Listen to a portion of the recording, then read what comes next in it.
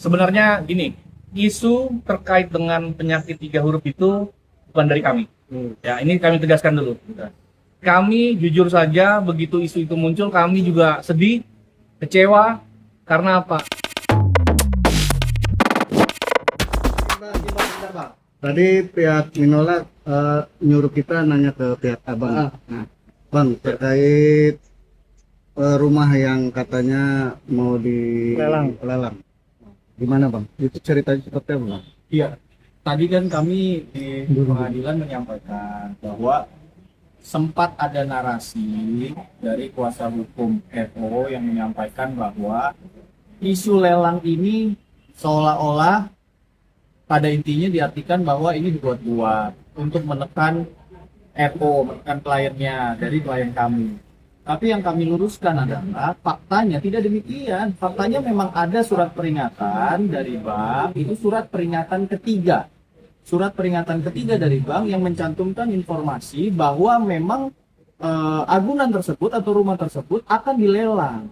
Itu kenapa klien kami menyampaikan kepada FO bahwa memang rumah ini akan dilelang. Maaf, apakah rumah ini mau dilelang? Begitu loh. Nah, lalu kemudian apa sih bedanya call 5 dengan peringatan? Call 5 itu kolektibilitas. Jadi ketika call 1 itu lancar, call 2 dan seterusnya, dan sampai kepada call 5 macet, itulah menjadi alasan kenapa terbit surat peringatan ketiga. Begitu loh. Ya, memang agak susah kalau kurang paham gitu ya. Oke, jadi gini, klien kami kan di salah satu podcast menyampaikan bahwa sudah ada call 5 ya. Lalu klien kami juga mendapatkan ada surat peringatan ketiga. Tadi Bang Minola mohon izin menyampaikan bahwa kemarin katanya call 5, kok sekarang surat peringatan ketiga. Jadi saya luruskan sedikit bahwa call 5 dengan surat peringatan itu berbeda ya. Kalau sudah call 5 artinya baru dinyatakan macet dan disampaikan surat peringatan oleh bank. Nah, surat peringatan banknya sudah ada 1, 2, 3 yang tadi sudah ditunjukkan. Jadi kurang lebih beda pemahaman call 5 dengan surat peringatan ya. Jadi bukan disamakan. Tadi kan Bang Minola bilang kemarin bilangnya call 5, kok sekarang surat peringatan ketiga gitu. Jadi saya pikir ya kita lebih bisa menyikapi dengan pas saja lah semuanya ya. Nah, itu atas nama siapa bang? Untuk tunggakan itu atas nama siapa bang? Ya, kalau untuk tunggakan atas nama siapa kan kita sama-sama mengetahui bahwa debiturnya siapa, ya kan? Kenapa dikirimnya ke rumah yang ada di BDN, ya kan? Ya, silakan publik bisa melihat sendiri atas nama siapa. Ya, jadi kembali lagi mungkin nambahin ya. Kolektabilitas sama surat pemberitahuan ataupun peringatan itu dua hal yang sangat-sangat berbeda. Itu yang harus dipahami. Kalau nggak paham akan sulit. Kita minjem duit ataupun mengagunkan sesuatu ke bank, kalau lancar itu pun call 1 namanya. Kenapa ada surat pemberitahuan ataupun peringatan? Yaitu karena sudah macet. Itu sih. Nah, terus terkait yang apa tadi? Bang, sebentar. Ini tadi juga Bang Minola juga sempat mempertanyakan ya. Artinya kok pihak sana menerima surat peringatan itu kok di kita tidak menerima gitu. Menanggapinya gimana? Jadi gini, saya sampaikan tuh. Alamat yang dicantumkan pada saat peminjaman itu alamat di rumah klien kami. Itu yang pertama ya. Yang kedua, sebenarnya pihak bank itu sebenarnya biasanya itu telepon dulu ke yang bersangkutan. Kalau tidak bisa dihubungi atau sulit menghubungi, biasanya langsung dikirimkan surat ke alamat yang tertera pada saat pengajuan agunan atau tanda tangan kesepakatannya. Jadi sebenarnya kalau bisa klien kami bisa baca ya karena memang tertujunya kepada rumah klien kami ya. Oke bang, terkait juga mengenai soal nomor telepon ada 3. Tadi Bang Minola juga mempertanyakan kok pihak sana tahu dan kita malah justru nggak tahu. Iya, nah itu yang tadi saya bilang, melihat narasi itu harus full ya. Saya menyampaikan bahwa klien kami mengetahui nomor pertama, betul. Mengetahui nomor kedua, betul. Dan nomor kedua itu masih aktif digunakan sampai terakhir percakapan 20 Juni 2026. Dan ketika klien kami mau menyampaikan bahwa klien kami pindah rumah, ya pasti otomatis dikirim ke nomor yang kedua. Nah, kemudian ramai kan, setelah kita mediasi ramai, wah kita ganti nomor, ternyata kliennya ganti nomor. Walaupun ya adalah di podcast dibilang bahwa tidak ganti nomor, hanya 2 nomor. Tapi tetap klien kami mencoba meyakinkan, oke, akhirnya dicek lah ke HP anak-anak. Oh ternyata benar, ada nomor lain. Nah inilah nomor ketiga. Jadi ini mau mengklarifikasi, mau menjawab setelah ramai, baru klien kami mengetahui ada nomor ketiga. Karena kan sebelum-sebelumnya disampaikan hanya punya 2 nomor. Nah kemudian kliennya menyatakan iya ganti nomor. Nah, ini kami bingung sebenarnya, kami bingung yang mana yang benar nih. Gitu ya. Bang, itu viral juga di media sosial bahwa hasil lab nih Bang yang sempat kesepil juga di post Abang. Sebenarnya itu emang hasil lab atau apa sih Bang? Sebenarnya gini, isu terkait dengan penyakit 3 huruf itu bukan dari kami. Ya, ini kami tegaskan dulu. Kami jujur saja begitu isu itu muncul, kami juga sedih, kecewa. Karena apa? Apa yang salah satu yang kami jaga rapat-rapat ya. Saya bilang salah satu yang kami jaga rapat-rapat akhirnya menjadi konsumsi publik. Ya. Kalau ditanya chat yang terspill pada saat salah satu podcast itu benar apa tidak, saya pastikan chatnya benar. Dari klien kami kepada kliennya Bang Minola. Tetapi saya tidak mau bicara isinya seperti apa, apakah ada penyakit 3 hurufnya, itu kami tidak mau berkomentar. Ya, karena ranahnya bukan di sini, tapi ranahnya nanti di persidangan. Ya, tapi sekali lagi itu merupakan penyesalan sampai bisa terbelah, itu menyesal. Klien kami dan kami ingat pada saat itu kalau nggak salah Bang Minola itu bilang bahwa ada yang senang dari malam sampai pagi hari pas mengetahui hal ini gitu. Itu jauh dari kepala kami, jauh dari yang dialami oleh klien kami. Klien kami tidak pernah merasa senang sedikit pun terhadap masalah yang terjadi saat ini. Jadi sudut pandang kami kok saya lihat berbeda ya. Kami tidak pernah merasa senang hal ini terungkap, terjadi. Tapi mereka merasa bilang ada pihak sana yang senang. Sama sekali saya pastikan tidak ada yang senang. Ya karena kami dari awal, kami sangat menjaga proses ini jangan sampai menjadi konsumsi publik terlalu jauh. Karena ada anak-anak ya. Teman-teman bisa bayangin ya. Saya 2 minggu lalu terakhir kali wawancara.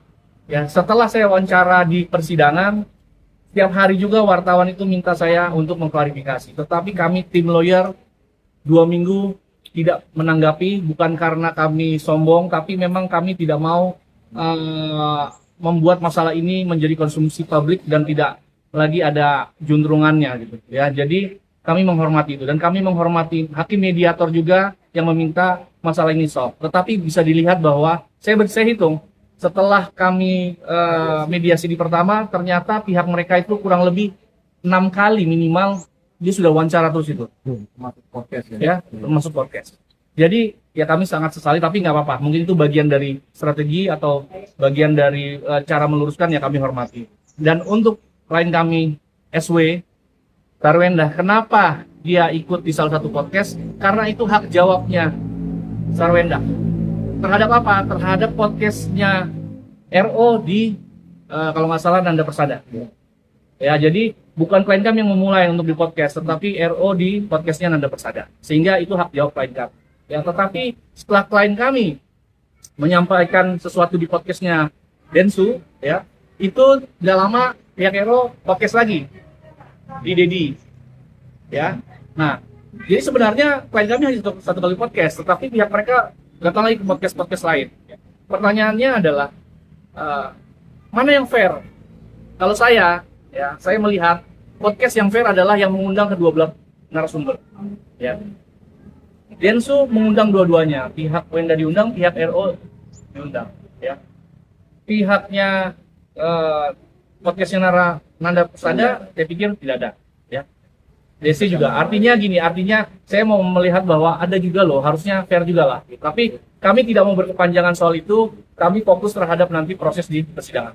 Ya. Terkait hasil lab yang beredar itu Bang, itu hasil atau hanya lampiran atau apa? Saya menegaskan seperti yang tadi partner saya sampaikan, Bang Chris, bahwa kami tidak mau ikut campur dalam klarifikasi yang diberikan oleh pihak sana. Ya, bahwa ketika mereka mengklarifikasi isu yang sebenarnya terbuka oleh pihak mereka sendiri, jangan dibawa-bawa kepada klien kami. Klien kami tidak mengetahui apapun terkait dengan isu tersebut, diklarifikasi tersebut, ya, terkait diklarifikasi tersebut. Nah, kalau kita mau melihat ini secara umum ya, saya tidak mengomentari khusus terkait dengan apa yang ditampilkan. Kalau kita melihat secara umum, hasil lab itu harusnya ada hasil dan ada nilai rujukan. Tapi kalau hanya ditampilkan nilai rujukan, tapi hasilnya terlampir, menurut pemahaman saya itu belum terlihat hasilnya. Jadi kalau mau ditampilkan ya monggo saya serahkan klarifikasinya kepada pihak sana menampilkan kalau memang ingin ditampilkan. Kalau tidak ya kita juga tidak keberatan, kita juga tidak dirugikan kok dalam perkara klarifikasi tersebut ya. Dan gini, ada satu hal yang saya mau pahami, ini hal yang berbeda ya. Saya mau menyampaikan sedikit. Klien kami pernah cerita ke kami ya, bahwa di masa pernikahannya dia pernah merawat, menjaga ya, pada saat kliennya Bang Minola itu di titik kesehatan terendah ya, sampai dia bisa pulih. Artinya klien kami tidak pernah meninggalkan klien Bang Minola ya di saat kondisi kesehatannya pun menurun. Saya tidak bilang sakit apa ya, tapi saya hanya menyampaikan itulah kesetiaannya Sarwenda pada suaminya ya. Jadi tolonglah kita sudahi, nggak perlu lagi lah kita saling menghujat ya. Kita mengerem lah ya, jangan terlalu sering kita wawancara ya. Saya pastikan setelah hari ini kami tidak akan melakukan wawancara apapun karena kami ingin fokus kepada persidangan. Bang, bukan terkait sakit 3 huruf itu Bang ya? Apa yang biasa Wenda merawat RO itu bukan sakit 3 huruf itu Bang? Sakit 3 huruf itu yang tidak sengaja terlihat oleh netizen kan bukan dari kami. Ya, tanyakan saja kepada pihak mereka. Ya, apapun hasilnya, apapun yang mereka coba tunjukkan kepada netizen, ya itu kan yang saat ini. Ya, saya tidak masalah dengan apapun hasilnya. Ya, mau reaktif, mau non reaktif itu menurut saya bukan di situ. Tapi yang mau saya sampaikan adalah Wenda pernah setia menjaga suaminya di saat suaminya dalam keadaan kondisi kesehatan terendahnya. Tapi tidak saya kaitkan dengan penyakit 3 huruf. Ya, saya hanya menyampaikan bahwa Wenda wanita yang setia. Ya. Bang, kalau penyakit guru kan berbahaya, Bang. Bahaya, Kenapa? Bang.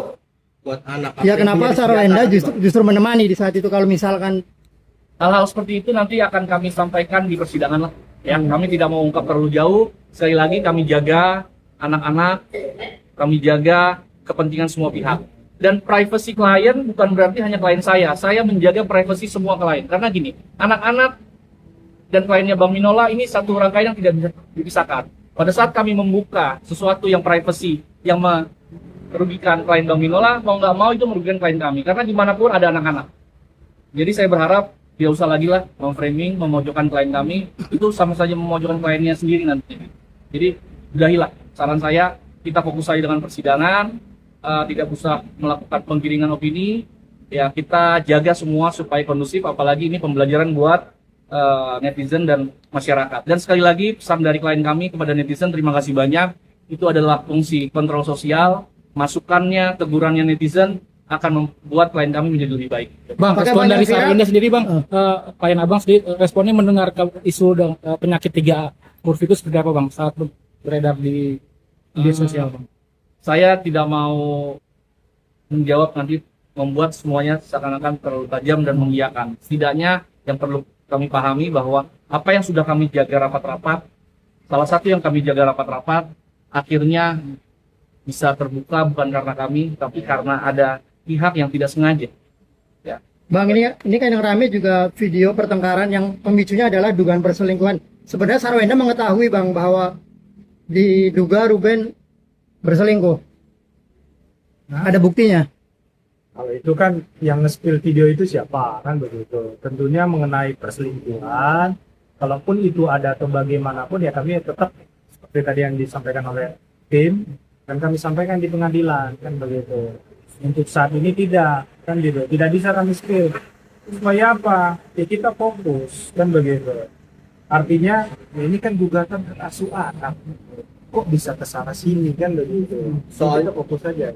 Soalnya video itu diberikan, dikasih tahu untuk bilang kalau Sarwenda itu punya tabiat yang Buruk. emosional, pemarah gitu Nah, Bang. gini, itu kan yang saya selalu bilang, ya. Mereka selalu menunjukkan sesuatu, tidaknya netizen bisa melihat seakan-akan untuk menjatuhkan. Ya, awalnya saya paham, yang maksudnya Bang Minola, maksudnya kuasa hukum Hero itu menunjukkan bahwa yang disampaikan Wenda tidak pernah marah ke anak-anak, ditunjukkan bukti, ya, bahwa ini video ini mana dibilang katanya nggak pernah marah ke anak-anak, ini videonya apa? Nah, ternyata Bang Minola lupa, video itu adalah video pertengkaran yang kalau dibesarkan volumenya jelas ada kata-kata apa, ada masalah apa, yaitu netizen dan teman-teman media lihat sendiri, dengar sendiri. Saya nggak mau menyampaikan apakah ada perselingkuhan apa tidak, karena ini bukan ranahnya. Dibesarkan aja, ditonton lagi. Menurut saya, yang tadi saya bilang, istri pernah merawat suaminya dengan setia, ya, tidak meninggalkan suaminya di saat suaminya sedang sakit dengan titik terendah kesehatannya. Bisa marah sebesar itu karena apa? Kira-kira karena apa? Pasti karena sesuatu hal yang besar kan, ya. Kecuali memang klien kami tidak ada masalah besar, tapi marahnya seperti ini tidak. Coba dilihat kata-katanya, pertengkarannya, ya. Artinya ada sebab Itu kan dan selingkuh bang, Besar itu sakit selingkuh hati bang, gitu, di situ kan, dugaan selingkuh bang di situ. Mungkin saya juga akan coba nonton lagi. Ya, saya nggak bisa jawab itu, tapi saya akan nonton lagi. Kalau dibilang perselingkuhan, nanti saya coba cek lagi, tapi coba didengar aja, ya. Bang, dari hasil lab, balik lagi dari hasil lab itu kabarnya ada perbedaan identitas. Mungkin bisa dijelaskan, Bang? Ya kalau yang kami lihat ya kami lihat juga sih, kami mengikuti pemberitaan itu ada di beberapa akun TikTok, Instagram itu kami memang lihat, tapi kami juga tidak bisa memastikan kebenarannya karena kami bukan pihak. Karena nama yang tertera di dalam postingan tersebut bukan klien kami, jadi kami juga kurang punya kapasitas untuk bisa menjelaskan apakah itu benar atau tidak. Tapi kalaupun bukti itu benar yang ditampilkan di media sosial, ada namanya, kemudian ada tanggal lahirnya, setahu kami itu bukan tanggal lahirnya sih, setahu kami. Itu dengan mudah kok kita bisa cek di Google, kita bisa lihat di Google, harusnya bukan. Kita masuk. Oke. Tapi kita tidak masuk terlalu jauh ke situ karena memang ya itu tadi saya bilang bukan kapasitas kami. Ya. Bang, sekarang kan justru terbuka, terbongkar apa pokok-pokok perkara yang seharusnya ada dalam persidangan. Waktu gugatan cerai dulu sempat dimasukkan nggak sih bang draft itu atau dibahas dalam persidangan? Ini saya mungkin baru sekarang saya sampaikan. Perceraiannya, gugatan perceraiannya, mereka minta untuk bercerai baik-baik. Ya, artinya ada permintaan dari mereka pada saat proses cerai dulu, mereka minta semua baik-baik saja. Tidak usah menyampaikan fakta sebenarnya. Ya, Fakta sebenarnya dan seluruh. dan selengkapnya. Tidak usah menyampaikan fakta selengkapnya. Karena apa? Untuk menjaga. Ya, kami jaga sampai detik kemarin pun kami mesti menjaga loh. Ya, tetapi Bang Minola spill video pertengkaran, ya kan? Karena akhirnya kan terbuka juga bahwa dalam perceraian, gugatan perceraian, pertama nggak muncul tuh video pertengkaran itu, kan akhirnya dia sendiri yang memunculkan. Yang kedua soal penyakit soal chattingan, soal chattingan yang tidak sengaja terspill, ada penyakit tiga huruf, ya itu kan bukan kami juga. Ya, jadi kami berharap makanya sudahi. Dari awal saya bilang bahwa sudahilah ya pertengkaran di media sosial ataupun di media-media seperti ini, karena kasihan anak-anak. Ya, kami komit, kami tidak akan menyampaikan apapun setelah persidangan hari ini, dan kami akan sampaikan komentar kami atau tanggapan kami di persidangan selanjutnya. Ya, jadi nggak setiap hari kita wawancara, ya, tapi ya itu hak, kami hormati, dan kami harap kita semua bisa cooling down dan bisa melakukan semua yang terbaik buat anak-anak. Ya, oke. Terima kasih Bang. Ya.